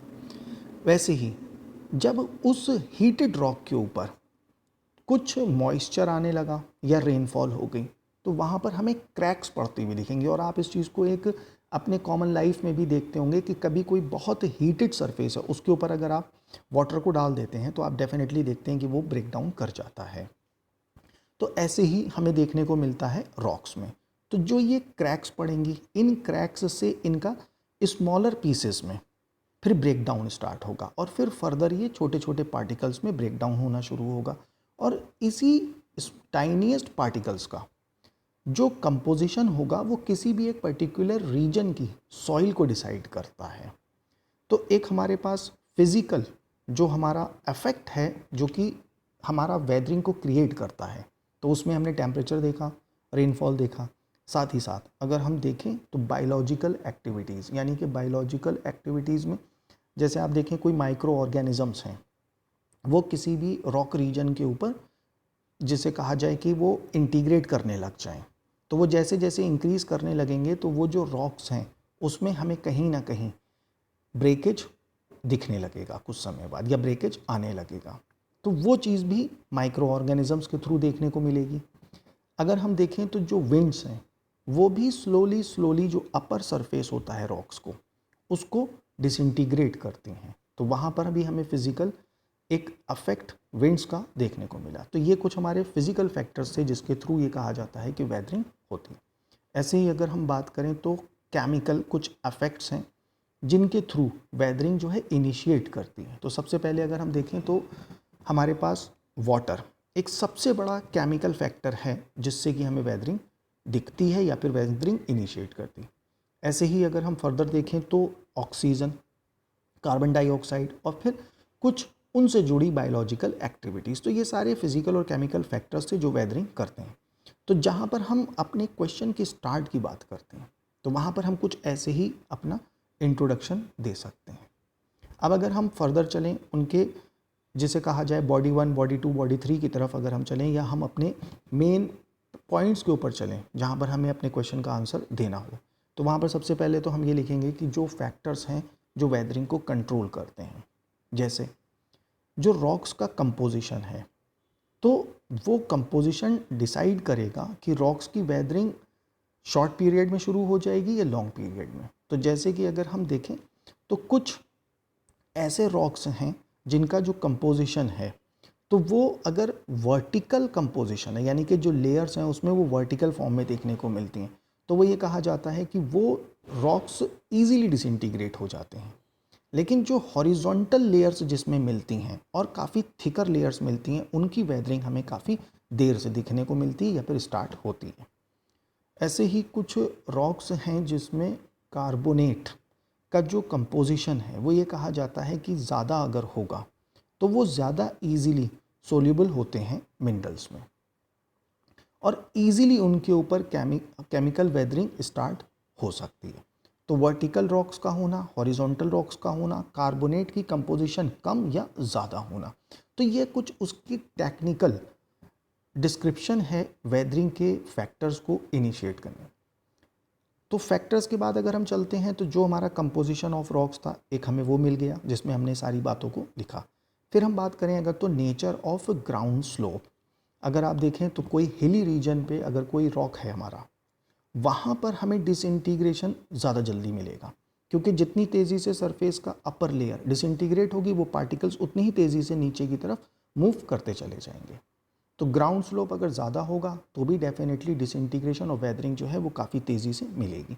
लेकिन अगर स्लोप जेंटल होगा या बहुत कम होगा तो वहाँ पर वेदरिंग की जो स्पीड है वो काफ़ी कम मिलेगी और वेदरिंग भी हमें कम होती हुई दिखेगी।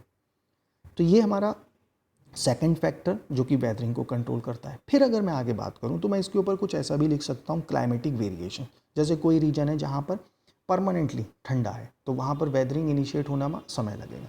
कोई रीजन है एक्सट्रीम हॉट है, पर अगर एक्सट्रीम हॉट है तो डेफिनेटली वहाँ पर कुछ रेनफॉल भी मिलेगी। अगर रेनफॉल मिलेगी तो वेदरिंग वहाँ पर ईजीली स्टार्ट हो सकती है।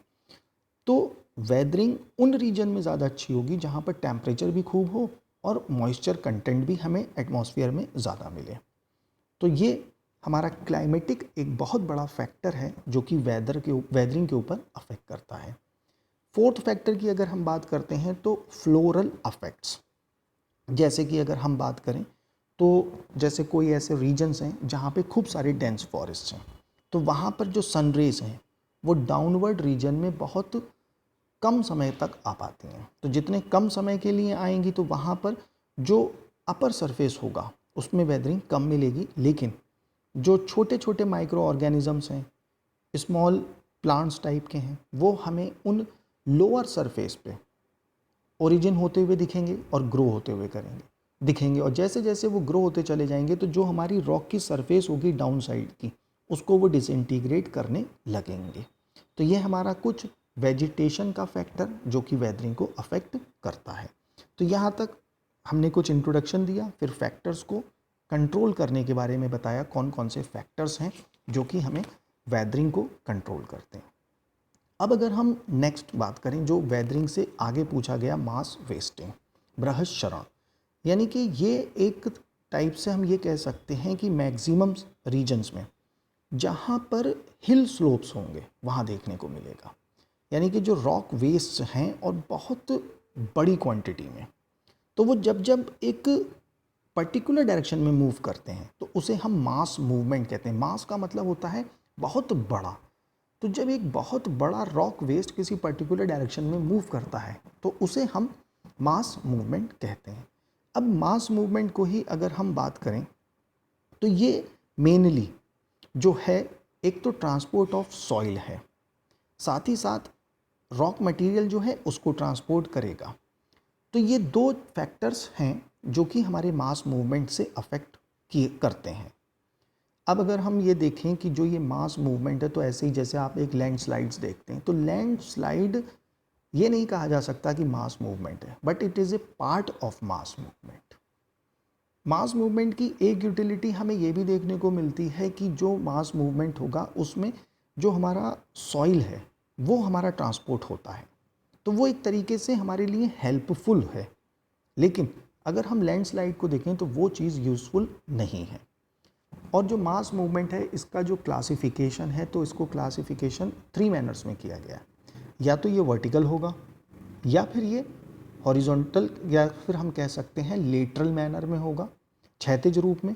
और अगर हम देखें तो फिर तीसरा टाइप होगा डायगोनल, यानी कि इस रूप में। तो एक हॉरिजॉन्टल, वर्टिकल और फिर डायगोनल। तो इस टाइप से हमें मास मूवमेंट देखने को मिलता है। ये उसका क्लासिफिकेशन है।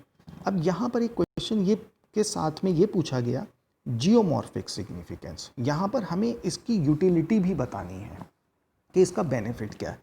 तो सबसे इम्पॉर्टेंट अगर हम बेनिफिट की बात करें तो जो हमारी वेदरिंग है, वेदरिंग से ही रॉ मटेरियल जो टाइनी पार्टिकल्स हैं वो निकलते हैं और उसी से ही इरोजन स्टार्ट होता है। और अगर हम बात करें तो प्रोडक्शन ऑफ रॉक वेस्ट, यानी कि जो हमारे रॉक्स हैं उनका जो वेस्ट है उनसे भी प्रोडक्शन होता है और वो कहीं ना कहीं हमारी सॉइल की फॉर्मेशन के लिए हेल्पफुल होते हैं।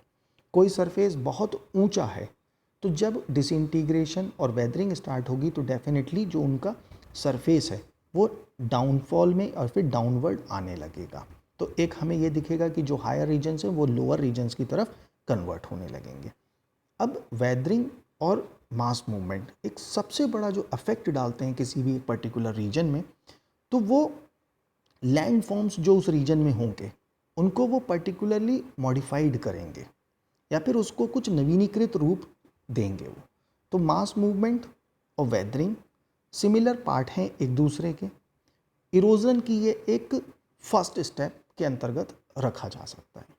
तो ये हमारा पूरा एक्सप्लेनेशन वेदरिंग का, मास वेस्टिंग का और उनका जियोमॉर्फिक सिग्निफिकेंस। तो ये था हमारा क्वेश्चन नंबर 11। देखते हैं next question. Question number 12, evaluate the geosynclinal origin theory of mountain building as propounded by Kober. Kober द्वारा प्रतिपादित पर्वत निर्माणक भूसन्नति पर्वतजन सिद्धांत का मूल्यांकन कीजिए। क्वेश्चन पूछा गया था यूपीपीएससी 2015 में। अब अगर हम बात करें तो देखिए यहाँ पर मैंने क्वेश्चन नंबर 13, क्वेश्चन नंबर 14 और अगर हम बात करें तो जो क्वेश्चन नंबर 12 है, ये डेफिनेटली तीनों क्वेश्चन अपने एक दूसरे से लिंक हैं या फिर एक से हैं। तो देखें यूपीएससी 2014, यूपीपीएससी 2014 की बात करी गई और यूपीपीएससी 2015, यानी कि फिर वही रिपीटिशन ऑफ द क्वेश्चंस।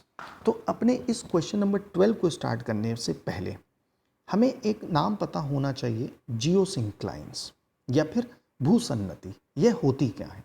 तो अगर हम अपने ऐसे क्वेश्चन की बात करें जहाँ पर कुछ हमसे ऐसी थ्योरीज के बारे में पूछा गया, तो वहाँ पर हमें एक बैकग्राउंड से लेके भी हम अपने आंसर को प्रेजेंट कर सकते हैं कि पहले उनके बारे में क्या थॉट थे, कैसे उसके अंदर चेंजेस आए, कहाँ पर उनकी लिमिटेशंस थी और कैसे फर्दर डेवलपमेंट्स किसी नई थ्योरी ने दिए। तो हम ऐसे भी प्रेजेंट कर सकते हैं अपने आंसर को। तो जैसे कि क्वेश्चन नंबर 12 है, उसमें जियोसिंक्लिनल ओरिजिन थ्योरी की बात की गई। तो सबसे पहले हमें ये पता होना चाहिए जो जियोसिंक्लाइंस हैं या भूसन्नतियाँ हैं वो हैं क्या, कैसे उनका आइडिया ओरिजिन हुआ।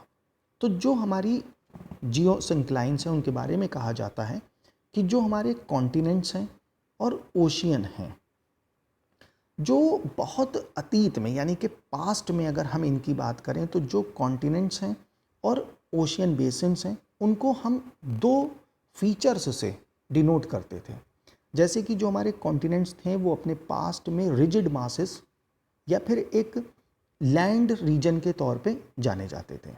अब बिल्कुल ऐसे ही जो हमारे जियोसिंक्लाइंस हैं उनके बारे में ये कहा गया कि जो रिजिड मासेस हैं उनको, यानी कि जो हमारे लैंड रीजन है उसके जो सराउंड करता है उसके आसपास कुछ वाटर रीजन हुआ करता था।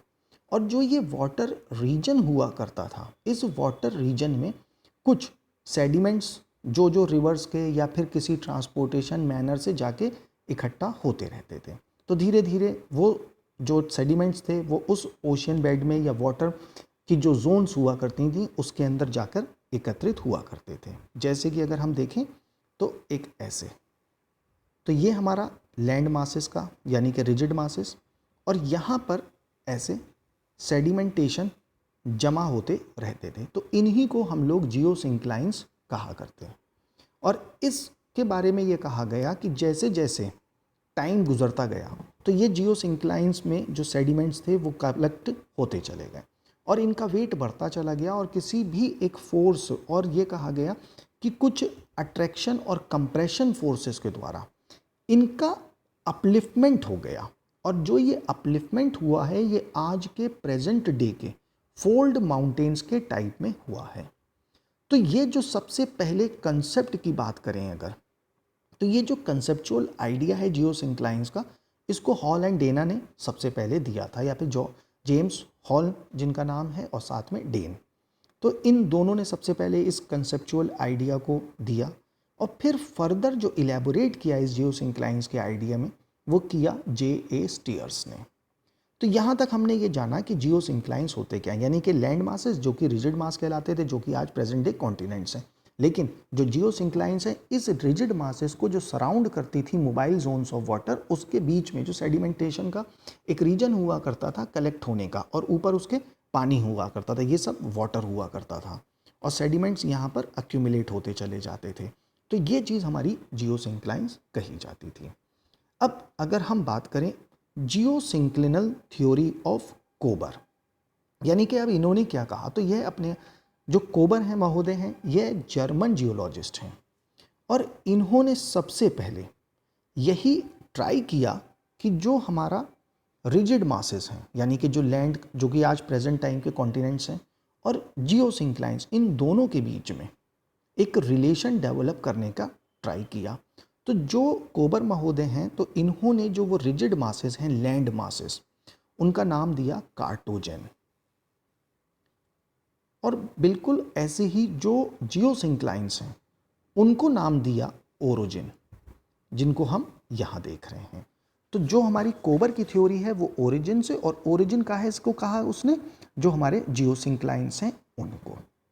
तो यहाँ तक हमने क्लियरिटी से देखा कि जियोसिंक्लाइंस क्या है और कोबर ने क्या स्टेप किए। अब उन्होंने ये कहा कि अपनी थ्योरी में 3 स्टेजेस होंगी। तो सबसे पहले क्या होगा, लिथोजिनेसिस। तो लिथोजिनेसिस में जो हमारा सेडिमेंटेशन है यहाँ पर जमाव होना शुरू होगा और धीरे धीरे इनका वेट क्या होगा, बढ़ना शुरू होगा। फिर जो सेकंड स्टेज है वो ओरोजेनेसिस की। तो जो ओरोजेनेसिस की सेकंड स्टेज है उसमें रिजिड मासेस जो होंगे, ये जो यहाँ पर कॉन्टिनेंट्स वाले रीजन को जिनको आज प्रेजेंट डे से रिजेंबल किया गया, वह फोर्स ऑफ कंट्रैक्शन जो लगेगा, force of contraction by cooling of earth, यानी कि जो डाउनवर्ड का जो अर्थ का हॉटर रीजन है वो स्लोली कूल डाउन हो रहा है। तो कूल डाउन होने से कॉन्ट्रैक्शन बढ़ता है और फोर्स ऑफ कॉन्ट्रैक्शन बढ़ेगा। तो जब फोर्स ऑफ कॉन्ट्रैक्शन बढ़ेगा तो जो पैरेलल रेंजेस हैं वो यहाँ पर फॉर्म्ड होना शुरू होंगी, और जो ये पैरेलल रेंजेस फॉर्म्ड होना शुरू होंगी इन्हीं को उसने टर्म्ड किया रैंड कैटन के तौर पे। तो ये ओरोजेनेसिस की उन्होंने अपनी सेकंड स्टेप बताई जहाँ पर वेट बढ़ा और पैरेलल रेंजेस की फॉर्मेशन की बात बताई और फोर्स ऑफ कॉन्ट्रैक्शन बताया जो कि कूलिंग के द्वारा हो रहा था। थर्ड स्टेप में अगर हम चलें तो ग्लिप्टोजिनेसिस। एग्जैक्टली हिंदी मुझे इसकी किसी बुक्स में मिली नहीं अब तक, नहीं तो मैं डेफिनेटली यहाँ पर उसकी टर्मिनोलॉजी हिंदी की भी बताता आपको। तो जो ग्लिप्टोजिनोसिस की प्रोसेस है इसमें इन जियोसिंक्लाइंस के पैरेलल जो ये माउंटेन रेंजेस हैं जब ये उठ रही हैं तो इनके अंदर हमें अपलिफ्टमेंट देखने को मिलेगा, यानी कि इनकी हाइट बढ़ती चली जाएगी। तो जो ये बढ़ती चली जाने का प्रोसेस है इसको ग्लिप्टोजिनेसिस में रखा। और ये क्यों रखा, जो फ्लूवियल यानी कि जो सेडिमेंट्स आ रहे हैं वो धीरे धीरे इसी में एड ऑन होते चले जा रहे हैं और इनकी हाइट बढ़ती चली जा रही है। और फिर जब इनकी हाइट बढ़ती चली जाएगी, फिर इसकी जो थर्ड स्टेज है, यानी कि पहले ऊपर उठने की, फिर डिन्यूडिनेशन, यानी कि जो रिवर्स वगैरह इसके आसपास से रीजन्स में या फिर इन माउंटेन रेंजेस से ओरिजिनेट होंगी, वो इसको डिसइंटीग्रेट या फिर फ्लूवियल ट्रांसपोर्टेशन स्टार्ट करेंगी और इरोजन स्टार्ट करेंगी, और फिर इन माउंटेन रेंजेस की हाइट क्या होगी, डिक्लाइन करने लगेगी। तो ये अपनी उसने थर्ड स्टेप गिलिप्टोजेनेसिस की प्रोसेस में बताया। अब अगर हम बात करें इवैल्यूएशन का, इवैल्यूएशन का मतलब अगर हम कभी भी बात करते हैं तो यहाँ पर मूल्यांकन, यानी कि जो थ्योरी दी उस थ्योरी के कहीं ना कहीं हमें ड्रॉबैक्स भी बताने होंगे, और अगर कुछ अच्छी बातें मिलती हैं तो वो भी हमें बताने होंगे। तो क्या उनका प्लस मिला और क्या माइनस, तो इवैल्यूएशन की बात जब कभी भी पूछी जाएगी तो आपको वहाँ पर अपने दोनों ही चीज़ों के बारे में बताना रहेगा। तो सबसे पहले कोबर ने जो अपना ये प्रिंसिपल और थ्योरी दिया था ओरिजिन का, उसमें जो ये कॉन्ट्रैक्शन फोर्स है जो इन माउंटेन रेंजेस के ऊपर अपलिफ्टमेंट के लिए लगा, वो कॉन्ट्रैक्शन फोर्स प्रेजेंट टाइम पे ये माना गया कि सफिशिएंट नहीं है। तो एक सबसे बड़ा जो ड्रॉबैक है वो ये कि उन्होंने फोर्स ऑफ कॉन्ट्रैक्शन को माना, पर वो बिल्कुल सफिशिएंट नहीं था। अगर हम देखें तो जो हमारे माउंटेन्स हैं वेस्ट टू ईस्ट तक एक्सटेंड करते हैं या फिर ईस्ट से वेस्ट तक, वो तो हम इन जियोसिंक्लिनल थ्योरी से अच्छे से समझ सकते हैं, लेकिन इनकी जो सबसे बड़ी लिमिटेशन है नॉर्थ और साउथ के जो वर्ल्ड के माउंटेन्स हैं, जैसे कि अगर हम देखें रॉकीज़, एंडिस, तो जो ये नॉर्थ रीजन से साउथ तक जिन माउंटेन रीजन्स का एक्सटेंशन मिलता है, वहाँ पर हमें एक ये लिमिटेशन मिलता है कि जियोसिंक्लिनल जो हमारी थ्योरी है वो एग्जैक्टली सेट नहीं बैठती है। फिर अगर हम फिर बात करें तो जो ये हमारा मूवमेंट है, तो जो जैसे लैंड मासेस थे आगे की तरफ चले फिर पीछे की तरफ चले, तो जो आगे और पीछे का जो इनका मूवमेंट हो रहा है, कोबर ने ये बताया कि जो ये लैंड मासेस हैं यह दोनों साइड से चलते हैं, मतलब ये आगे भी जा सकते हैं और पीछे भी जा सकते हैं।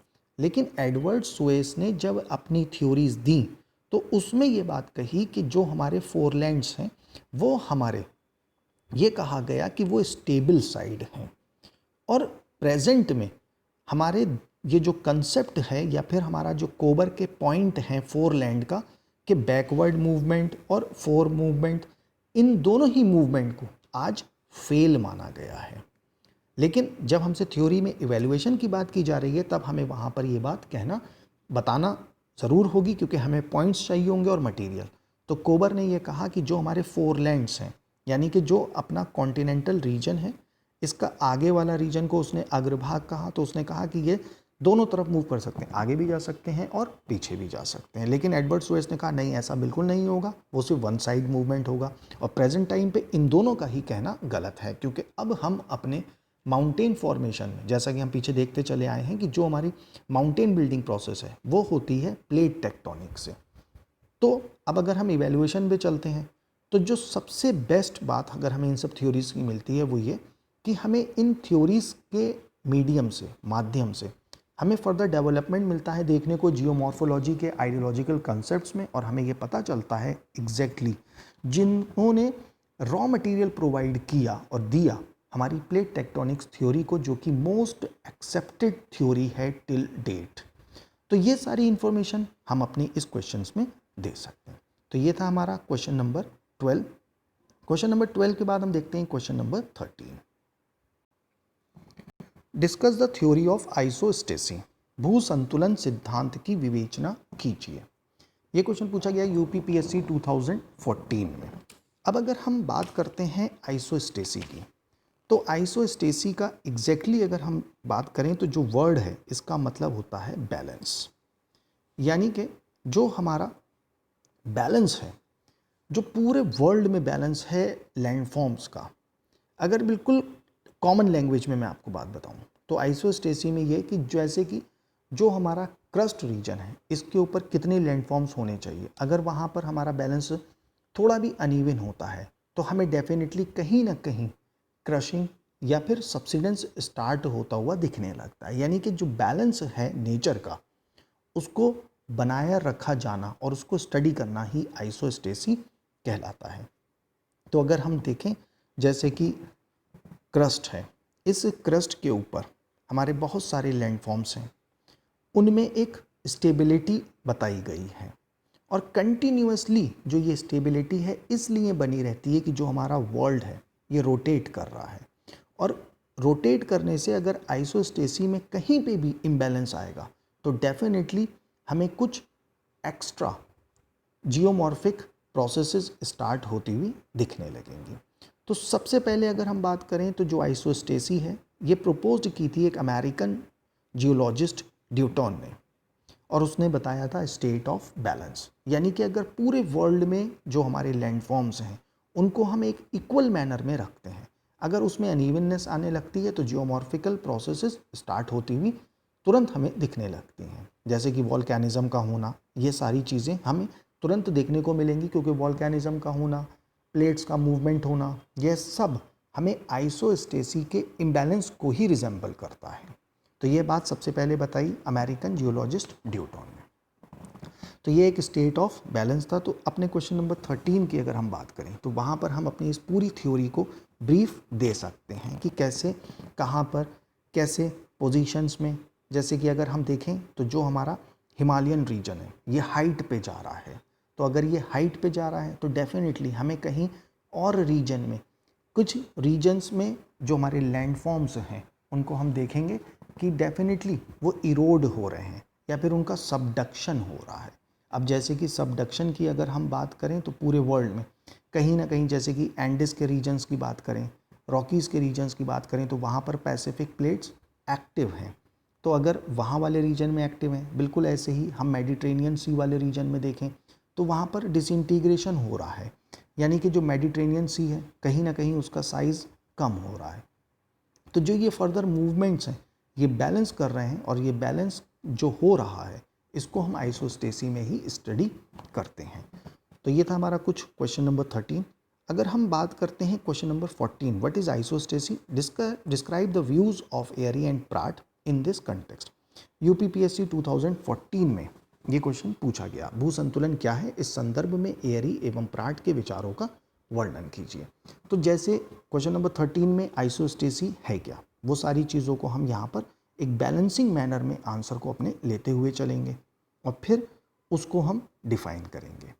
जब हम इन सारे डेफिनेशंस को बता देंगे कि आइसोस्टेसी क्या होता है, फिर हम अपनी बात करना शुरू करेंगे एयरी पे और प्राट पे। तो जो एयरी और प्राट हैं इनका जो आइडिया है सबसे पहला वो हिमालयन फॉर्मेशन के ऊपर दिया गया। तो अगर हिमालयन फॉर्मेशन पे दिया गया तो किसने क्या कहा, इसको हम देखते हैं अपने क्वेश्चन नंबर 14 में। सबसे पहले हम देखते हैं प्राट महोदय का, यानी कि जो प्राट हैं वो एक ब्रिटिश जियोलॉजिस्ट हैं और इन्होंने अपनी थ्योरी में ये कहा कि एक लेवल ऑफ कंपेंसेशन होगा, यानी कि कोई भी एक कॉलम इस लेवल ऑफ कंपेंसेशन या क्षतिपूर्ति रेखा से ऊपर की अगर हम बात करें तो जो उसकी डेंसिटी होगी उसमें हमें वेरिएशन मिलेगा। यानी कि अगर हम इसको ऐसे समझें जैसे कि एक लेवल ऑफ कंपेंसेशन है, इसके ऊपर हिमालय की बात करें तो हिमालय का जो वेरिएशन है बिल्कुल ऐसे ही हम एटलस माउंटेन्स को देख सकते हैं।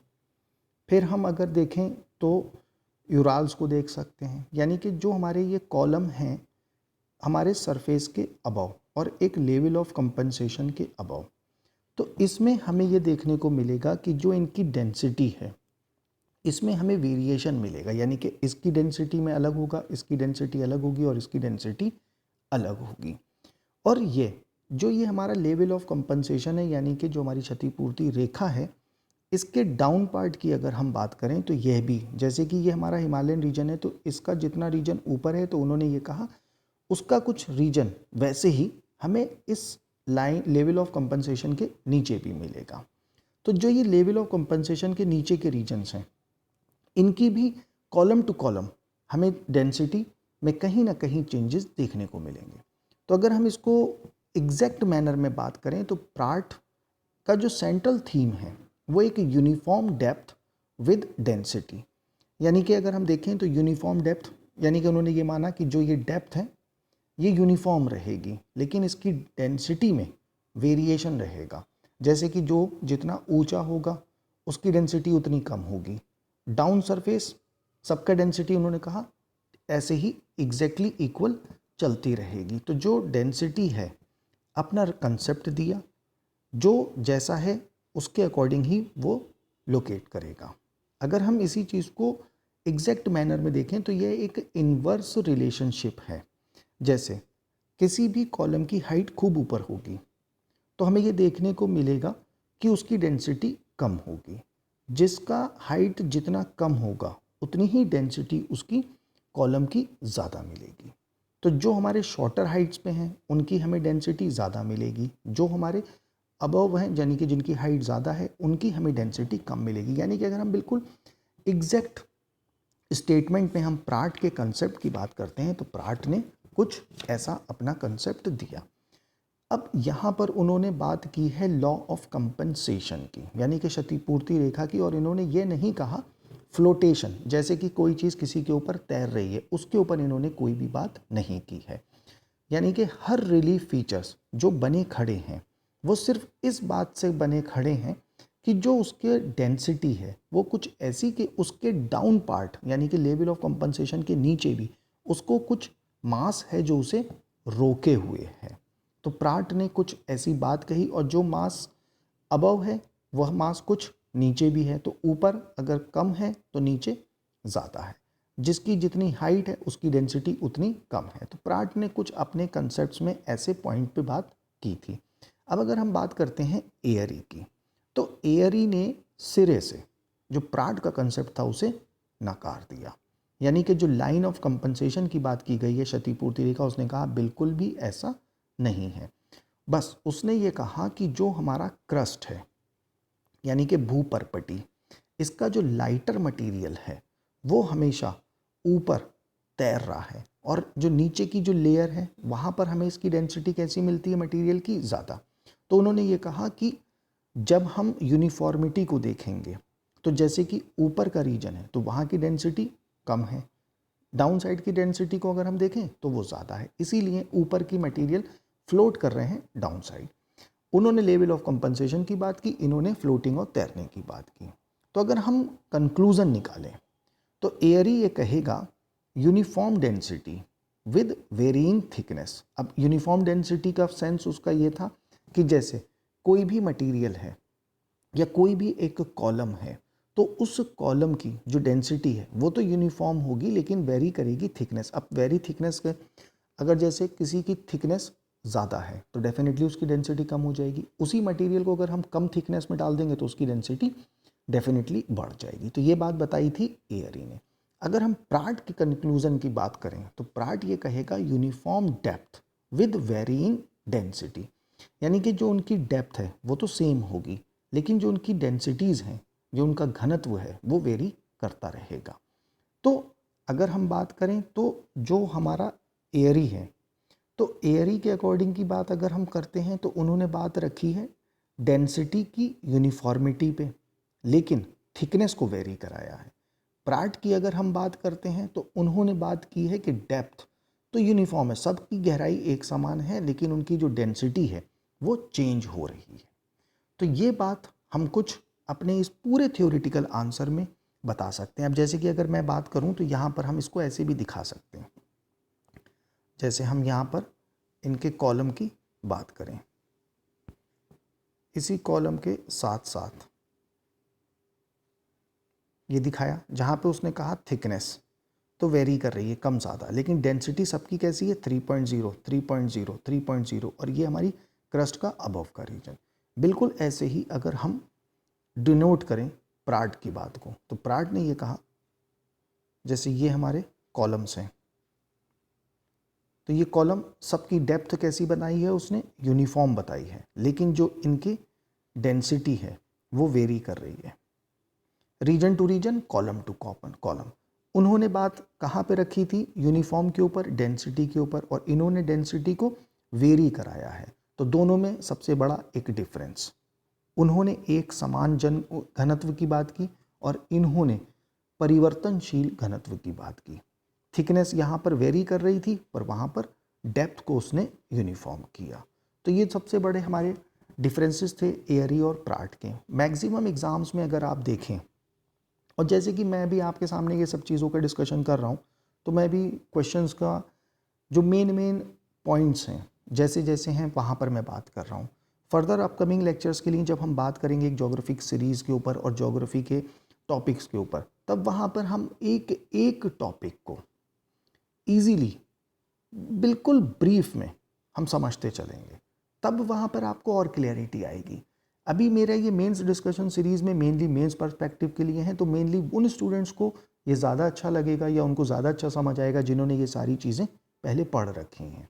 पर जो भी हमारे साथ नए जुड़े हैं उनको ये प्रॉब्लम आएगी कि उनको ये कुछ चीज़ें नई लगेंगी, क्योंकि पीटी के पर्सपेक्टिव में हम इन सब चीज़ों को नहीं पढ़ते हैं और ये हमारा मेंस का डिस्कशन है, इसलिए ये एक लेवल 2 का डिस्कशन है। कैसा लगा आपको हमारा वीडियो? कमेंट बॉक्स में कमेंट ज़रूर करें, लाइक करें और सब्सक्राइब करें हमारे चैनल को। Thanks for watching and have a nice day.